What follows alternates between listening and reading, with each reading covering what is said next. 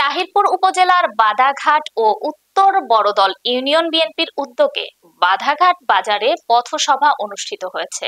বিস্তারিত থাকছে সাদিকুল ইসলাম বাচ্চুর প্রতিবেদনে। বিএনপির ভারপ্রাপ্ত চেয়ারম্যান তারেক রহমানের ঘোষিত ৩১ দফা বাস্তবায়ন ও ধানের শীষের পক্ষে জনমত গঠনের লক্ষ্যে সুনামগঞ্জ ১ আসনে বাদাঘাট বাজারে পথসভা অনুষ্ঠিত হয়। শুক্রবার জুমার নামাজের পর খন্ড খন্ড মিছিল নিয়ে জনসভায় পরিণত হয় তৃণমূল নেতাকর্মীরা। কামরুজ্জামান কামরুলের নাম শুনে আনন্দ উল্লাসে মিছিলে মিছিলে একত্রিত হয়ে বলেন, সুনামগঞ্জ ১ আসনে বিএনপির বিজয় নিশ্চিত করতে হলে কামরুজ্জামান কামরুলকে মনোনয়ন দিতে হবে। অনুষ্ঠানে সভাপতিত্ব করেন মঞ্জুর আলী, সঞ্চালনায় ছিলেন মোহাম্মদ এনাম উদ্দিন তালুকদার। আমরা তাহিরপুর খেলার মাঠে কতদিন আগে একটা প্রোগ্রাম করেছিলাম।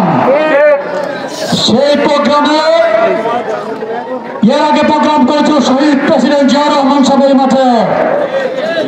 এরপরে প্রোগ্রাম করেছিল মা বেগম খালেদা জিয়া ৯৩-এ।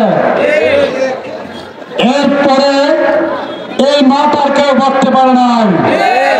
এই মাঠ বলেছিলেন আপনারা। এইটাও আর একটা ইতিহাস। আজকে বাজারের বাজারে অধিক সঠিক জায়গা নেই। এই ইতিহাস কে করেছেন? আপনারা। আপনারা চাইলে, এটা আমি সবসময় বলি, আমি কিছু না, আপনারা চাইলে আমি সিরাজউদ্দৌলা, আপনারা না চাইলে আমি কিছু না, আমি ছিল। আমি এটা সবসময় বিশ্বাস করি।